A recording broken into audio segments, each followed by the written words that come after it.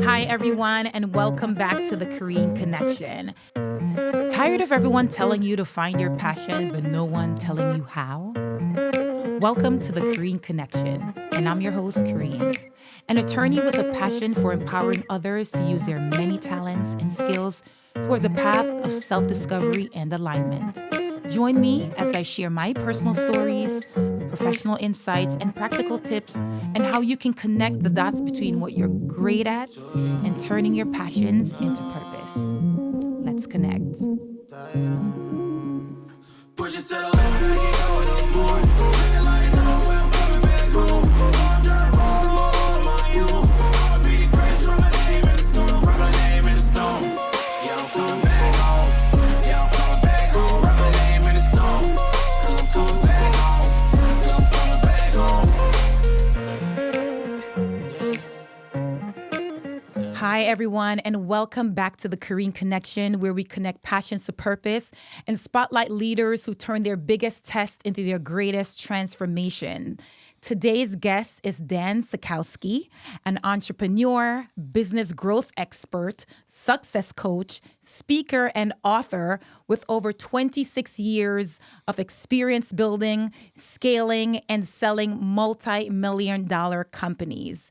Dan's journey started not in the boardroom, but on the competitive bodybuilding stage, where he forged a discipline and drive that would later power his business success. That relentless work ethic took him to national recognition, including a guest appearance on the NBC The Apprentice, a feature in Success magazine, and becoming a multiple seven-figure earner. But what makes Dan powerful for this conversation isn't just the wins, it's the wake-up calls. After going bankrupt at 24, losing everything, and then surviving a heart attack in 2022, he realized that true wealth isn't just money. It's freedom, legacy, and purpose. Those moments reshaped his mission, helping entrepreneurs escape the chaos of doing it all and build businesses that scale with system, clarity, and confidence. Today, he is a sought-after coach and business growth expert, host of the Intrepidus podcast and Big D podcast, and a speaker who has delivered over 400 live seminars, impacting more than 100,000 people with real tactical strategies, not just motivation, right? So on this episode, we are diving into how Dan turned pain into purpose, hustle into systems, and success into legacy. And he's going to show us how you can do that too. Welcome to the Korean Connection, Dan. Thank you so much. It's a pleasure to have you on this podcast. Well, I appreciate the invite and hope to give you and your audience some insight. Yeah, this conversation is more for me, and I'm hoping that, based on my experiences and conversation with you, my audience can gain something too. I have to tell you, just kind of looking over your platform and, hearing your motivational speeches, you're really good at what you do. Comes from experience. Yeah, no, totally. And, I was telling you earlier that just even, listening to the content and watching the podcast, it made me feel a little naked, and a little song came to mind. And I was like, strumming my pain with his fingers, you are literally singing my life with your words. Let's talk about that. This journey started for you through bodybuilding. Is that correct? Yeah. Can you tell us how you even got into bodybuilding in the first place? And then how has that discipline shaped your platform? So I grew up a fat kid. And when I entered into high school, a lot of things in my life changed. I saw life in a different perspective. We moved from the hood to the suburbs. And I decided if things were going to change, it was on me. My parents were conditioned with their beliefs that they had. So I knew that, feeding me for comfort was kind of what they were doing my whole life. Yeah. I got involved in football, and when I showed up to my first practice, I was this fat kid on the field, and I was out of shape, and I realized that this isn't the way it was supposed to be. I need to kind of get in shape. So I got introduced to the weight room. Something hit me. I liked the results I was starting to see. I liked shedding the weight. And by the time I was 16, I mean, total transformation. Yeah. I mean, I was able to wear a tank top and have my shirt off, and I was ripped, and it's just a totally different person. But that was all through discipline. Yeah. And I got involved in the bodybuilding industry, and I knew the discipline with the food. Everyone wants to look good. Yes. And there's so many different things, especially, in business, it's the same way. Everyone thinks if you're just going through the motions, you're going to get the results. But there's a compound effect. There's many different things that play a major part in the result. And diet was one of them. Yeah. And I remember back then I had a George Foreman grill. Mm-hmm. 16 years old, cooking my own meals, bringing meal prep. I mean, before meal prep was meal prep. A thing. Yeah. Bringing it to school in like a Tupperware container, and eating cold chicken and cold broccoli and tuna fish out of a can with string beans, and, just doing things differently. Yeah. I started seeing transformation, and I knew that because of that discipline and, working out twice a day, I was getting the results that I enjoyed seeing on other people. Yeah. Now I was seeing it for myself, but it took a long time to get there. And I started my first company when I was 17, and I was bodybuilding and owning a business, and it was taking a lot of my time. Yeah. I was going to gym at 4 a.m. I was going to gym at 6 at night twice, and I was working every single day, 7 days a week. I was at the verge of burnout by like 19. Wow. So I had to make a decision. I loved the bodybuilding world. I loved the competing side of it. But what I didn't love was that the percentage of people who made it to the top was very, very small, kind of like someone playing high school football. I had a dream. I was a football player. Oh, I'm going to go to college. Yeah. I wasn't academically eligible. I was short and slow. It probably wasn't happening. So I had to make a decision. Am I going to be a bodybuilder eating canned food for the rest of my life to hopefully one day be an Olympian? Yeah. Or am I going to start a business and just kind of say, okay, this is a hobby. This will keep me in shape. So I decided to go the business route, but that discipline taught me a lot of what I need to know in business. I'm going to go back a little bit to 16-year-old Dan. Yeah. Right? Once you started doing the bodybuilding and your peers are seeing you getting ripped and, like, yo, you look so good. How are you doing that? When you told them what you did, how many people followed in your footsteps? So I think back then, the gym was a big thing back then because we didn't have social media. We didn't have the things in life that kids have today. All the distractions. So everyone was in a gym. Yeah. There was nothing else to do. So I think that when you looked at the kid who was in transformation, but he was still a monster and he was still strong, everyone just kind of carried their weight however they wanted to. But, I was following people who were in their 30s. Yeah. Like when I went to the gym, there was just 3 group of guys that I literally magnetized to. And I asked them a lot of questions, and they showed me and they mentored me through the way. And, today still friends with 2 of them passed away actually, but one of them still around. And I was very close to them, throughout my career in business because they were all business owners too. Yeah. And they were in great shape. So other people seeing it from me, I think they were more proud of the things I did for myself. Okay. And they saw it and they just knew that, there was no excuse. And I was kind of like a no excuse guy, especially at a young age. Yeah. And, I kind of asked the question because I know a lot of times people see the results. Mm-hmm. And even when you give them the blueprint as to what to do, the discipline is where a lot of people falter. Almost everyone does. Everyone, right? I often kind of tell myself, oh my God, I lack discipline. But when people, see, but you're an attorney and you do make strides, you do move forward, they do see growth from the outside. But you know who you are. Mm-hmm. You know what your potential is and like what negotiations you are making with your weakness is something that you talk about as well. So it's like, I know that I lack discipline. It may not manifest itself where other people can see it. But how do you coach people into this idea of building discipline? So discipline is something that you learn over time and you either adapt to or you don't. A lot of people do see the results and they want the results, but I always teach, the first thing I teach is information means nothing until implementation. Right. You have to apply it. And no matter what somebody looks like from afar or right in front of you, you can't compare yourself to them. Yeah. People go through things, go through motions, go through growth that you haven't been through yet or experienced. So their level of success is not even comparable to yours. Right. So if you want to change, the first thing to do is change. And that's the hardest thing for everybody. We look at people in our business. We look at people who work for us. We look at people around us. We look at people in our family. We want to blame them for the results we're not getting. But ultimately, everything happens to us because of who we are, and those are the results that we get. So for things to change, we must change first, then everything around us can change. And that's a hard truth for a lot of people because you have to have one, a level of self-awareness. And then two, you have to push past your comfort zone and even to want to change. And I think a lot of people want to change, but that step into actually changing, that requires a lot of work and personal growth.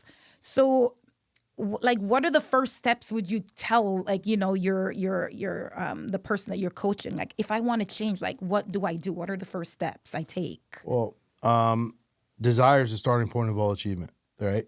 So right now we're sitting in a place where we're in a new year coming. And I'm not sure when this is going to launch, but it's either between the end of 2025 or beginning of 2026. But there's people who are talking right now about what they're going to change in the new year. Yeah. And I'm going to tell you right now, they're not going to change it. Right. Because if it was important enough for you to change it, you wouldn't wait. And they're making the excuse, this month, holiday month, Holly month, right? They call it a Holly month. Yes. It's a holiday. It's one day. You get one day to rest, relax, give back to the people you love and you do it for, but then you got to get back to it. Yeah. And if you're making internal excuses on why you're not going to start, odds are you're probably not going to finish. Yeah. So number one, you have to have the desire. So most of the time when people come to me, they're ready. Yeah. Now they got to get ready to get their foot shoved up their rear end, because at the end of the day, it's like, all right, now I'm going to unreveal all the truth that you think is somebody else's fault. Yes. And it's your fault. So owning up to you being in a place where you are right now because of you is a hard place. Yeah. And people don't understand that they are not perfect. Every business owner out there that I work with, the first thing they say is, if I could just have another one of me. Yeah. If someone else just worked like me, my first answer to them is, you suck. Yeah. The reason why you suck is because there's higher qualified people in this world to do what you're doing at a higher level, but you're not willing to pay them. So that's why the way that big corporations work, the way that good companies work and striving CEOs work, systems create predictable results. If you could bring people in, no matter if they don't know anything, and you could train them on a system, they'll outperform you every day of the week because they're in line and they know what the result is that they're looking to get. Yeah. But as a business owner, we feel like, we can do this work, we could do that work, we could do that work, but we spread ourselves so thin that we don't have time to accomplish anything. Yeah. And I can speak to that personally because that is one of my personal challenges. I always feel as though, we're sort of like in this hustle culture, right? You feel like you're supposed to be doing so many different things at once, trying to see what hits, what works. But because you're doing so many things, nothing kind of goes off the ground because you're spread so thin and you're not putting that tunnel focus into one particular thing to make sure that one thing works. Right. So for the entrepreneurs that come to you, how do you sort of refocus them so that they can develop that one thing instead of sort of focusing on all the things they're trying to accomplish at the same time? First, I ask a whole bunch of questions. Personal questions, business questions, goal questions. Yeah. And then I figure it all down based on those questions because they all kind of lead to each other, and then they give me an end result of where that person's at. Okay. I have to change all of this conditional thinking. Everything that you've thought about to up to this point about why you're not where you are, I have to reverse engineer all that. And I have to break it down and show you why things aren't the way they are is because these things shouldn't be this way. So it's very difficult for a business owner to really like humble themselves and put their pride in their back pocket and be like, yeah, I'm the problem. You know what I mean? So I unveil it in such a hard way where it's like I punch them in the gut so hard, but it only hurts once. Yeah. And I think that most coaches out there, they try to like reel them in. For me, I just want to blast you. I just want to knock you out real quick. Man, I feel like that's what I need. Yeah. So I knock you out real fast, right? And now you're on the ground. I'm like, get up. Right. So you just got the wind knocked out of you. You're ready to go. Now it's time to rebuild from that point. Yes. Versus like, Band-Aid, Band-Aid, Band-Aid. Right. I just give it all to you in the beginning. And I go, okay, now that we've already talked about that, here's the goal. Yeah. And I lay out a 90-day game plan of what we're going to do. And they're like, wow, like, how did you know? I know because I could figure you out based on everything that you're answering for me. So the biggest thing is execution. Yeah. So I have to bring people back to like childhood. Yeah. You remember when you were a kid and you wanted something? Did you get it? Absolutely. Because you fought for it. Yeah. You were resilient. You had grit. You went after it. Now as an adult, like you want something, but you don't really fight for it because you just kind of feel like maybe you don't deserve it, or it's just too much work. Where do you think that conditioning come from? Like this sort of imposter syndrome and like the self-doubt? Because I know, I set goals for myself, and I'm telling you, Dan, it just creeps up on you. That little self-doubt thoughts, where you're like, maybe and if, and where does that conditioning come from to sort of think on failure? Mediocrity, surroundings, environment, all that kind of stuff. Yeah. If your why is big enough, the how-to is easy, right? It doesn't matter what's going to hurt you or what's coming after you. And you have to realize, like, hey, when you're climbing up that mountain, you're going to stub your toe, you're going to, scratch your knee, you're going to fall. Yeah. But if you sit there and want to feel bad for yourself and you want to talk about how this hurts, or not want to fall. Right. You're never going to get there. Yeah. So you have to go through it. And I tell people, like, I don't care how much success you have. And you talk about the hustle culture. To me, the hustle culture is just looking busy. Yeah. Let's look at your bank account. Facts. So not even looking at your bank account. Let's look at your lifestyle. So this podcast is on a Saturday. So there's been 2 podcasts that have been trying to line me up to come here. Every other podcast I've done in this studio has been during the week, and it hasn't been on a Friday. I'm not driving up here in the summer on a Friday or a Saturday because I have a shore house. I have things I have to do. I'm not compromising my boat life to come to a podcast on a Saturday. So one of the guys I'm doing a podcast with today was like, hey, here's my schedule lock. And I go, all right, well, what's your schedule in 4 months from now? Yeah. Because I'm not going to waste a whole Saturday coming up here. So like, you got to be able to build your life, but everybody else will jump on it, right? So I've built my life by design based on the way that I do everything. Yeah. Other people don't do that. They allow other things to like, all right, yeah, I'll move my schedule. I'll do this. I'll do this. No, I'm going to build my life first, and then everything else can play a part of my life. Oh my God, Dan, you're talking to me because, it's sort of like I've always thought that flexibility was a good thing, right? And, you sort of want to accommodate people. You want to accommodate things. But what you're saying is that, that level of flexibility is actually working more as detriment because you don't have a system and you don't in have place. A standard. And a standard. Whew. That one hurt. So think about this, right? So I have a calendar. Yeah. And I had something to do this afternoon. And whoever I was supposed to do that this afternoon with was like, hey, listen, I have to go do this. Can you just wait for me? No, I'm not waiting for you. So I don't adjust my schedule because you don't find my schedule important. If it's not in my day, it's not in my plans, it's not happening. Yeah. Like, let's say that we were scheduled to be here at 11 and you showed up at 12. Well, guess what? Not my problem. Like, you figure it out. I got to go somewhere else, right? Yeah. So that's the way I think. Yeah. So my time is as valuable as yours, and I'm going to respect yours, but you have to respect mine. Right. But the problem is on the other side, as a business owner, we have this fear of saying no to people. And then when we don't say no to people, or we email people late hours of the night, or we email people on Saturday and Sunday, now we set a standard. Now they expect that from us. Right. So if you email me, hey, it's going to take me probably about a day to get back to you. I actually have an assistant, and I taught her the same thing. Yeah. If someone emails you, wait a day. Every email response, wait at least a half a day to a day. Here's why. If you do it within the moment, within the hour, within the half hour, you're setting a standard. They're going to expect it all the time. And then they're going to think that you're ignoring them because you've answered them after an hour every time. Now, moving forward, you don't get to them for a day. Yeah. They're going to think that they're not important anymore. Set the standard from the beginning and understand that that's your criteria for who you are, how you respond, and let them be okay with it. Yeah. Because people will try to enter your world and make things work for them, right? Even if they don't work for you. Yeah. You got to cut it off. Do you find that, in your coaching session, it turns into like therapy for people? Yeah. So this feel like very much a therapy session right now. My 1 year coaching program, the first 90 days, I have to work on you. Yeah. Because I have to change you totally. And I have to change me. Like that's the only way we go. Like, we can't lead an army the same general we are today. We got to change. Yeah. So everything has to change about us and the way we think and the way we do things, for then we can teach that, because people do as you do, right? So as a leader, you set the standard, and everyone thinks like the leader has to be the highest operator, has to be the one making the decisions. That's not true. Yeah. Think about a football coach. A football coach sets the standard, sets the play. Yeah. But the people on a team are the leaders. They make the play happen. Right.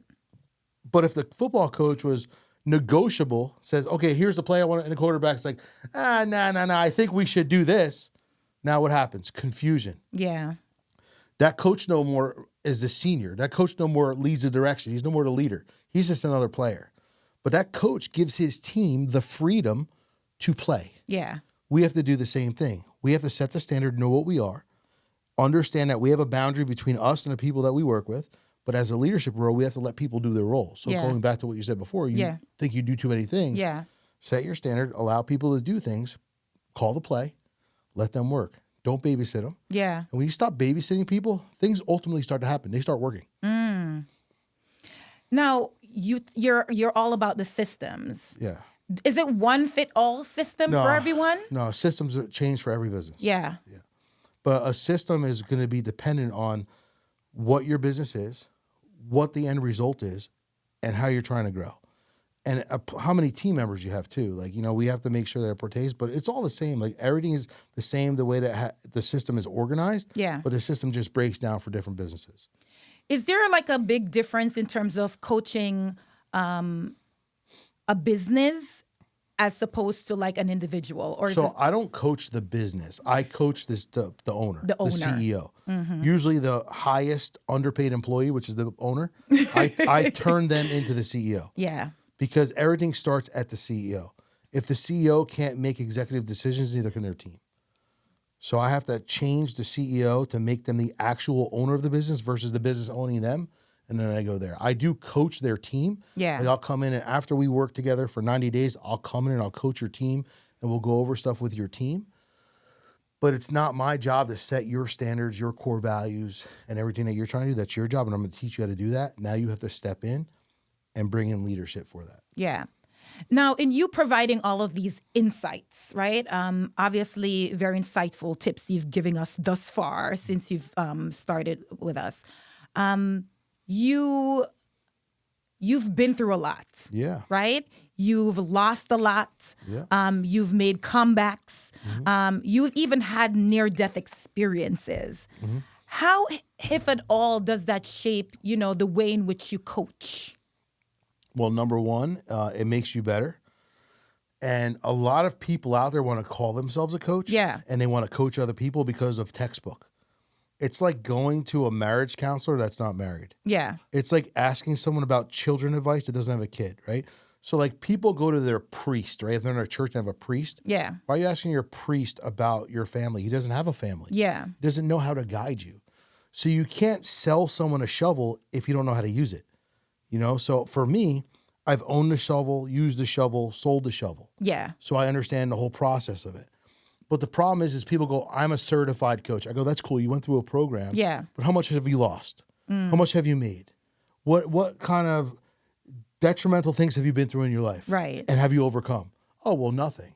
So the hell are you teaching me? Yeah. Right. But the problem is people look at a certification. You know how many people are lawyers, right? And they're really shitty lawyers. Yes. But then how many people are lawyers and they're really good lawyers? So only certain people could be a master of their craft. Everyone else just wants to be a part of the craft and act like they're a master. Right. Right. So for me, being a coach, I know that I've lost tons of money. I've made tons of money. And I understand the value of being present and not trapped in your business. Yeah. And that's what I was able to do and shift myself to a point where I no longer had my business owning me. My businesses were running and operating. I was working 20 hours a week, doing tens of millions of dollars because I created successful systems. And now that's the place where I teach people how to do that. Yeah. Now you've discussed one particular instance where a colleague, a staff or a friend even actually stole from you. Yeah. And, obviously, in connecting, this is a Korean connection. And one of the main focus is, connecting with people. Obviously, that's something that's very important. That's a core to your business. Right. How did you recover from that betrayal, that lack of trust in order to continue doing what you do to help, inspire, motivate, and to continue to connect with others? So that happened right after my heart attack. But let me talk to you about dealing with things. Yeah. One thing people never do is work on their recovery time. If something bad goes down in your life, it's okay. It happens to all of us. but you can't let that be your identity. Yeah. You got to grow through it. And the faster you grow through it, the faster you get to the next point of your life. So I've been through so much in the last 26 years that if something were to happen to me today, I'd be over it by tomorrow. It would still hurt. It might suck, but I'm not going to allow it to paralyze me for what's going on. So this is the situation you're talking about. I had an employee of mine who was my project manager at the time, had the heart attack. I needed to take some time off and leave. I said, hey, can you do some of the sales and, just kind of take over operations? I'll pay you a little bit more, blah, blah, blah. Sure, no problem. My bookkeeper comes up to me like 6-7 months later and is like, something's wrong. Your numbers are going down, but your job influx is going up and something's not right. The numbers just aren't matching, cost per average contract, something's wrong. Yeah. He was selling work just to sell work to make a commission sheet high. And he kept proposing this high commission. So I'm like, all right, like you want a commission on a job, but you're not going to get a commission on that job because I told you I would give you a commission based on what you sell the job at, but the job has to be finished. Like we have to look at our profits and losses. No, that's not what you said. So he comes up with a commission sheet of like $170,000 in 7 months. I'm like, bro, like we're negative like $350,000 in profits just in this one side. Like what's going on here? And he argued me. So he literally like fixed these jobs, sold these jobs short so he could make stuff. And then he ended up getting fired and he tried to go to the state and tell the state that I was underbidding jobs and I was taking people's money when he was the one who was depositing the checks because I wasn't around. Right. But the problem is the state looks at you as the owner. Right. You're responsible. Yeah. Even though you have somebody else doing it. Right. We brought him in, deposition, everything. He obviously was clearly guilty of what he did, but they don't care. Right. So for me, I was just like, listen, what's over is over. Yeah. Like, I have to move past this, right? Yeah. So at the end of the day, like I did everything I could do to get all the customers finished. It took a little bit longer. You have to do what you have to do. But you can look at it and be like, oh, why is this happening to me? Poor me. Yeah. It's like, all right, how am I going to fix this? Like, I just got to be solution driven. Yeah. So no matter how hard life hits you, you need a solution. Yeah. Because the higher you go, the harder you fall. And when you fall, like if I were to fall off this couch and it was the first time I fell as a baby, it would hurt. I would cry. But now as I get an adult, I could fall off of like, if I were 8 foot high off of a ladder, yeah, it'll hurt. I might break something. Yeah. But I got obligations. I got to get back to things quicker. Right. No one's going to baby me. No one's going to pamper me. So it's like the higher you go, the harder you fall, but you learn how to get up and keep moving. Right. But most people don't. Yeah. And most people want to sit back and want other people to feel bad for them. Right. I don't have time for people to feel bad for me. You know what I mean? Like I got things to do. I have kids to feed and I have places to go.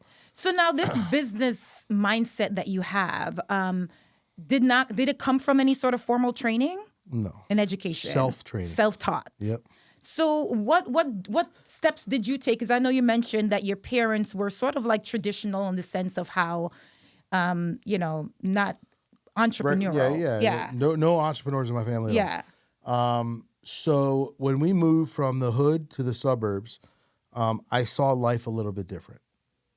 I saw people having nice things, big houses, multiple cars, pools in their backyard, basketball courts, batting cages. I'm like, wow, this is pretty cool, right? Right. And I was able to change my environment. So what happens is when we grow up, we don't get to choose our friends. Yeah. Geography puts us there and we just kind of end up on a bus with these people and these are who we hang out with. Yeah. But if we really look back to 20 years ago, 25 years ago, we wouldn't choose those people. Yeah. But we were almost forced to. So when I moved to a new environment, moving from the hood, like I wasn't allowed to go anywhere. You couldn't leave at the projects across the street. Right. Like I could have got shot. You know what I mean? Who knows? So like now I'm allowed to like hang out and stay outside and play until the lights go out. Right. Like that's wild. Right. Right. Suburbia. So I was able to like see things in a different light. And outside of that, my best friend, his dad worked for a company called Frigidaire that's still around today, top executive. And he lived on the other side of town in a massively big house, like probably the biggest houses back then. And I used to ride my bike to his house. It was probably like 15 miles. It took me an hour and a half to ride my bike there. Yeah. Hour, whatever it was. But I would go there just because I wanted to be there. Yeah. Amazing family, like that white picket fence family. Right. Like, and I just saw life differently. I saw two people, the mother and father, that challenged each other to become better. And I saw three kids who were growing up as highly sports, well-trained kids, but also educated in school. Yeah. So I did as much as I can to learn that understanding of like the difference of where I was compared to where I was. Yeah. So I read a book called Rich Dad, Poor Dad, 16 years old book changed my life. Yeah. At 16, I found my rich dad. It was this guy, Dave. And I used to go to Dave's house on the weekends, and Dave would let me sweep his garage, sweep his basement, rake his leaves. But I would just ask Dave questions. Yeah. How do you have this? How do Right. you do this?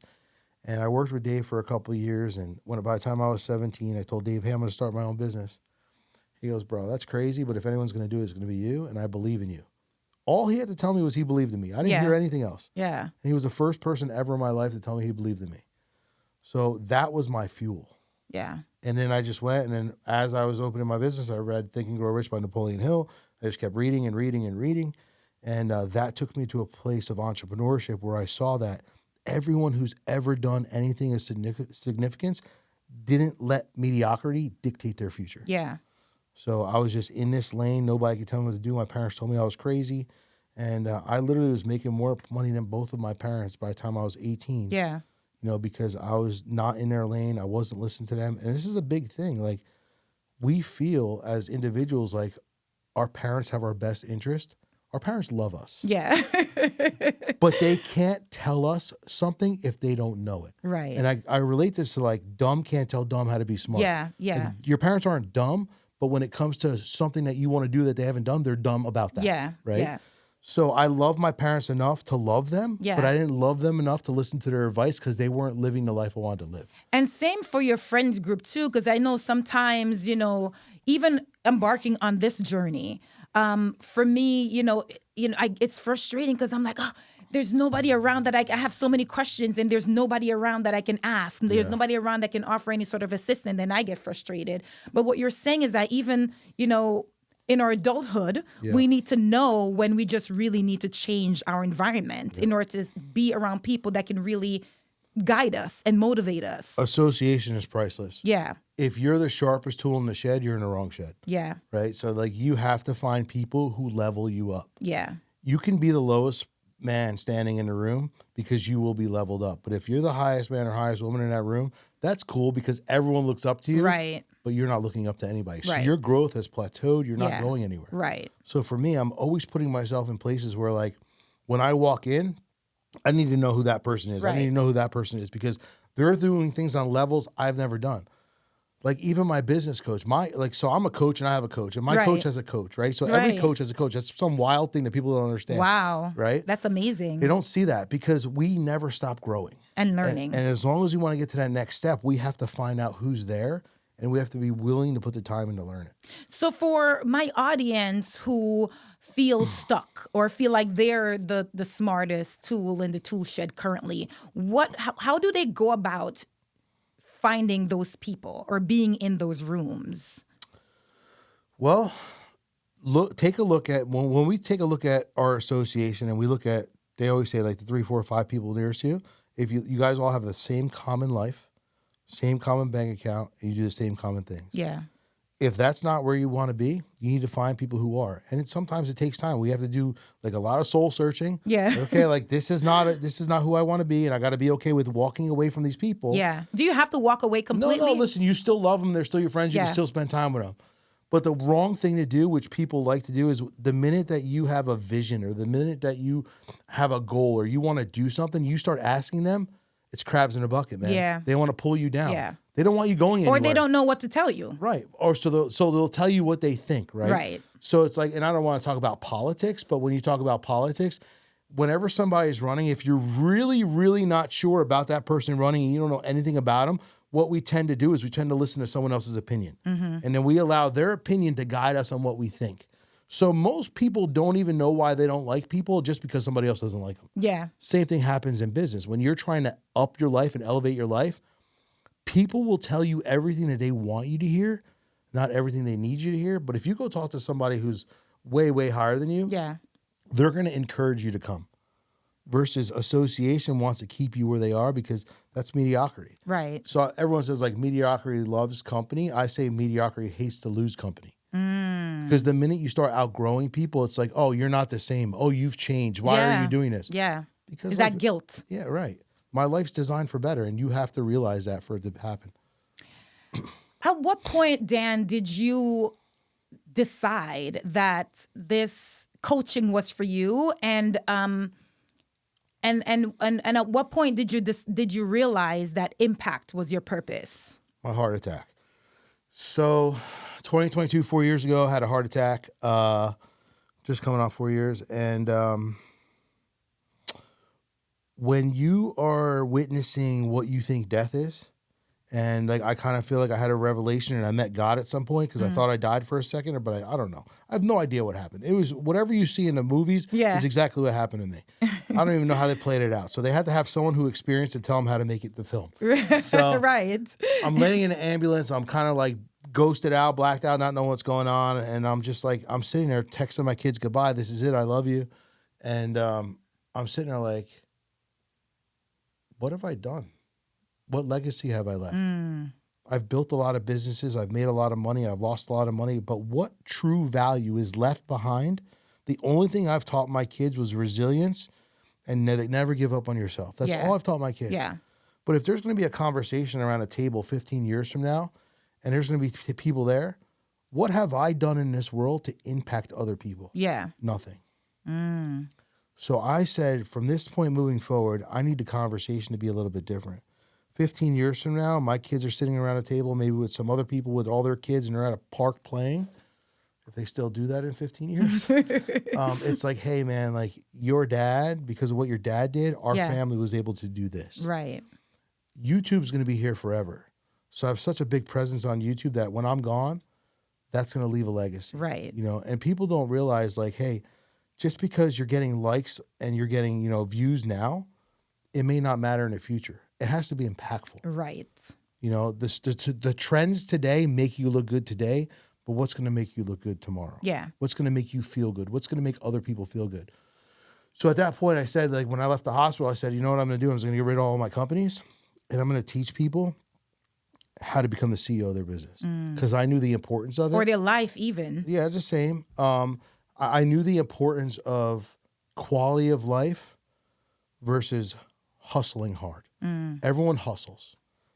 But if your bank account don't match your hours, there's no point. And your bank account should actually supersede your hours. Right. Because you should be able to say, okay, I'm not going to work today. I'm not going to work tomorrow. I'm going to go do this, because you've built a lifestyle. Why does everybody get involved in business? Because I want to have a lifestyle. I don't want to have a boss. And I want to do what I want when I can. Right. How many business owners can do what they want when they can? Very few. Very little, yeah. So my job is to teach them how to become the CEO and sell their company one day.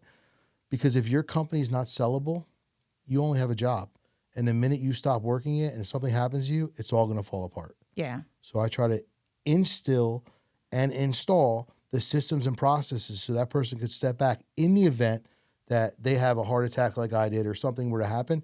Their business is still operating at a high level and they don't have to worry about it. Yeah.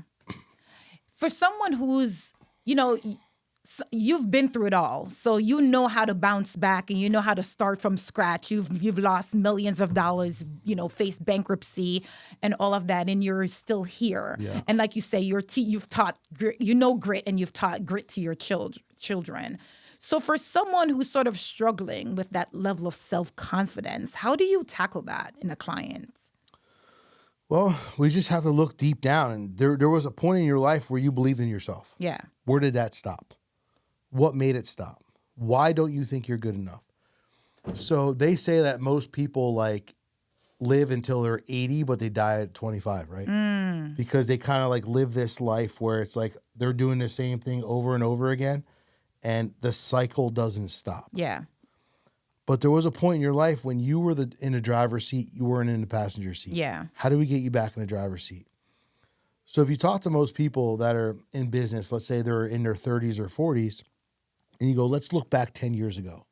Are you where you thought you would be 10 years ago? Yeah. No. Right. Why?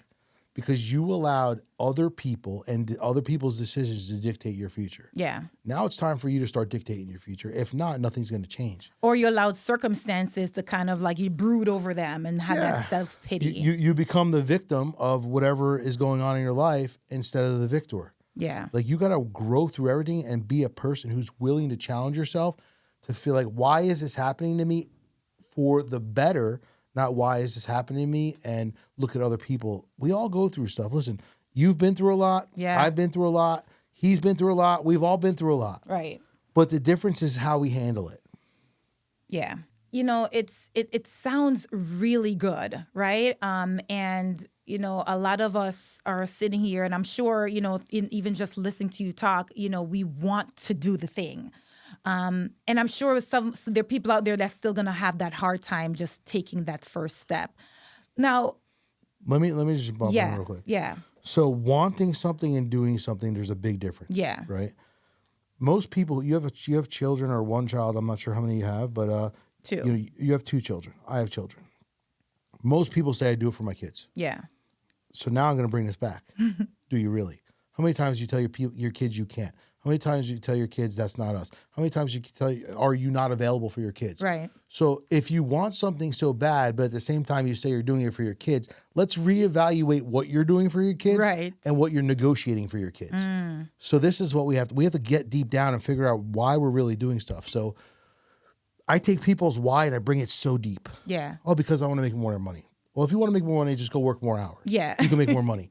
But it has to be super deep. Yeah. You want to do it for your kids? Why do you want to do it for your kids? What are you trying to teach your kids? What would that do for your kids' future? What would that do for your kids' kids? And we have to bring this thing deep. Yes. So now you feel it. Now you're starting to get punched. I'm like, oh my God, like I'm really not living the life I can, and I'm allowing excuses to dictate what I can't do for my kids.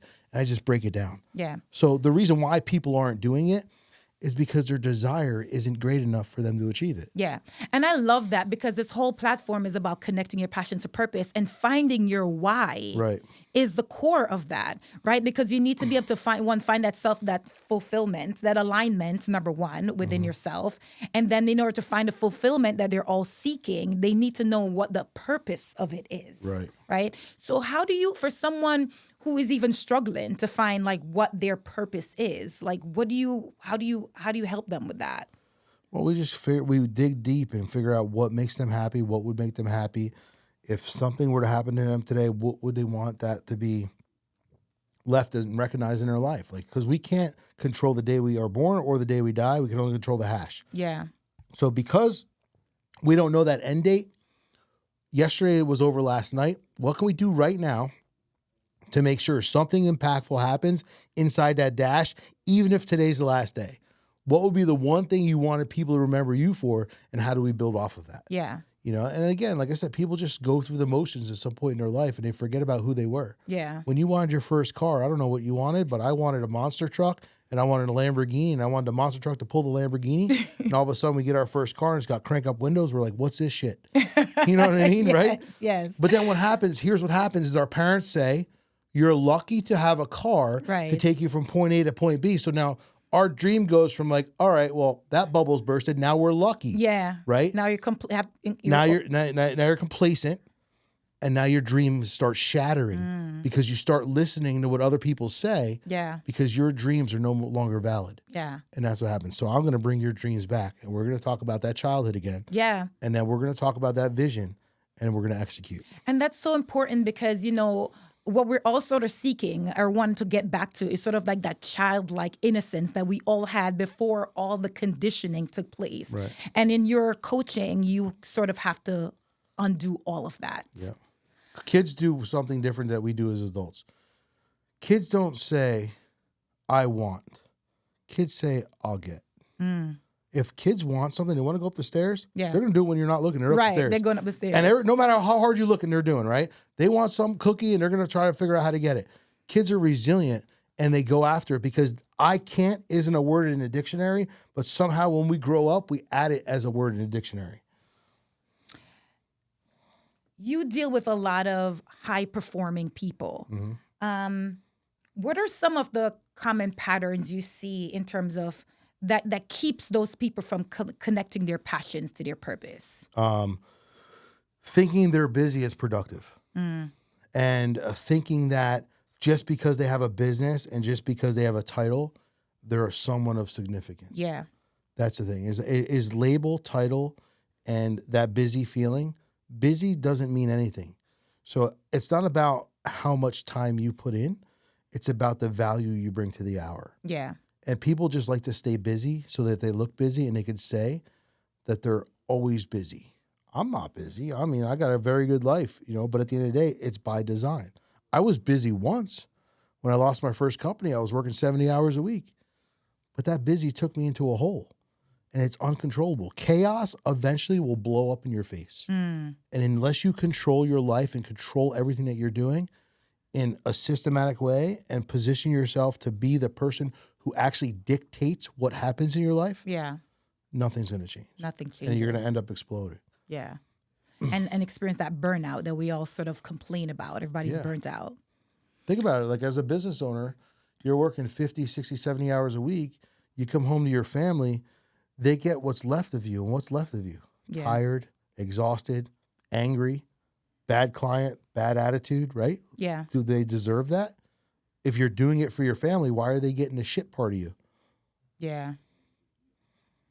You know, that was that was one of the episodes that I had recently where we're talking about how we sort of focus more on our reputation rather than our character, and how our family or the people that we love kind of get the worst of us. Yep. You know, and the burnout and sort of operating from a space of chaos obviously contributes to that in a very high impactful way. Our family gets what's left. Yeah. When your family should be your driving force of what you're doing. Yeah. But that people don't know how to compromise their family, like, in a good way. They compromise them in a bad way. Yeah.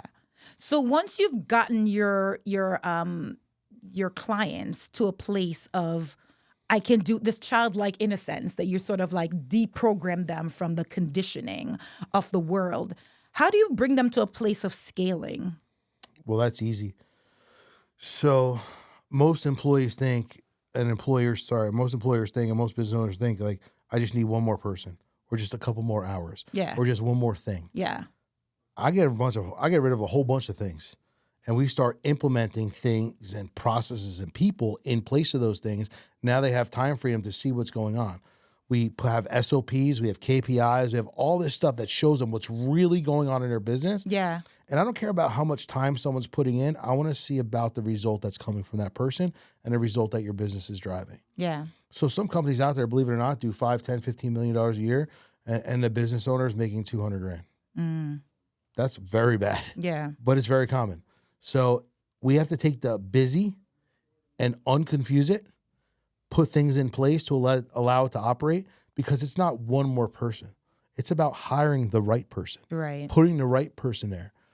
People, and as a business owner, we love this title of boss. Yeah. Egotistical. Yeah. Right? So as a business owner, you should be a leader. Your team watches you as you lead.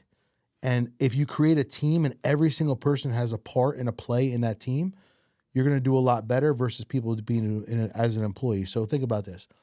If there's a winning team, so there's a winning team in football right now. Let's say I'm a Buffalo Bills fan, right? The Buffalo Bills are doing very well right now. They're a winning team. Everyone wants to be there. Everyone's playing a part. Yeah. But now look at the losing teams. The losing teams are firing this guy, not letting this guy play, not doing this, right? Right. Because dictatorship is not working. But when you have camaraderie, when you have leadership, team development, and everyone plays a major part, no matter what that part is, and they feel welcome, you get better results. Yeah. Culture is the driving force of successful businesses. Dan, you know, I've learned so much during this conversation. That'll be $100,000. No, I'm just kidding. I'm just kidding. Which brings us to not a bad point. Like, you know, I don't want to put your business out there or put you on the spot, but like for someone to sort of get all, you know, your guidance and your coaching, one, how can they connect with you? And like, is it going to break the bank? No, it won't break the bank. And I guarantee if I work with someone, if you work with me for 12 months, I'll 3x your income. And it'll be literally a fraction of what you think you're going to pay me. But I have to evaluate you first, see where you fit in, see what program I think you'd fit into to really see where you'd be. But I can say that the highest would be $50,000 and the lowest would be $5,000. But a lot of people fall in the middle. Yeah. So like the $20,000 to $30,000 range is where a one-on-one client would be. Yeah. And within the first 90 days, you've made that back. Yeah. And within the next 9 months after that, you've 3x your income. So where to find me? Big Dan Official on Instagram. That's my biggest platform. I'm very, very active on Instagram. I post 4, 5, 6 times a day. I engage with my entire audience. I comment back. I'm in my DMs. All that is me. I'm on all other social platforms, but that's where you find me. Also, bigdcoaching.com. You can find out everything about me, or just go to dansachkowsky.com, and all my links are there. My speaking links, my coaching links, my mastermind links, all about me and my life. Everything's on there. So you can find it. I'm sure the notes will be here in the show. Guys, I hope that you all took all the insights, all the practical tips, all the strategies. And I hope you felt as naked as I did in talking to Dan and sort of coming to my own awareness of where, of all the challenges that I'm going to,